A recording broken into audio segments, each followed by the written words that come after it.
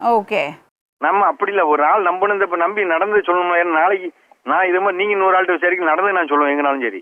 இல்ல நான் என்ன கேக்குறேன், மாரியம்மா தெரியாம கையெழுத்து போட்டாங்க. ஆமா மேடம்.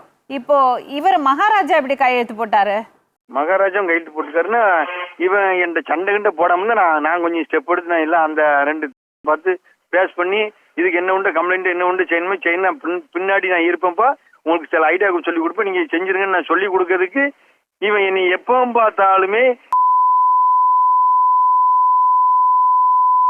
ஒரு நிமிஷம், ஒரு விஷயம் சொல்லுங்க எனக்கு.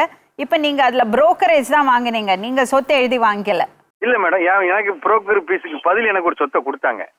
அந்த சொத்தோட மதிப்பு எவ்வளவுங்க? அது எனக்கு தெரியல மேடம். நீங்க எப்பன்னு சொல்லுங்க, உங்களை எங்க பாக்கன்னு சொல்லுங்க, நான் வந்து நேரம் வரேன், சந்திச்சு இதை ஒரு சால்வ் பண்ணதுக்கு என்ன வழின்னு பார்த்து அதை ஃபேஸ் பண்ணி இவனுக்கு என்ன உண்டோ வாங்கிட்டு எனக்கும் ஏதாவது ஒன்று செஞ்சு விடுங்க, அவ்வளோதான். ஏன்னா அவங்ககிட்ட நம்ம எடுத்து ஆகணும். ஏன்னா அவங்க தெனா வீட்டில் என்னையே ஏமாத்திட்டாங்க.